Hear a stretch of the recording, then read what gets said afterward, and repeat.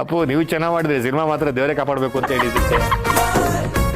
ಆಕಾಶ ಗೆದ್ದ ಮೇಲೆ sir second win sir ಅಂತ ಕೈ ಕೊಟ್ಟಿದ್ರು ಒಂದಿನ. ತುಂಬ ಚೆನ್ನಾಗಿ ಗೊತ್ತಿತ್ತು.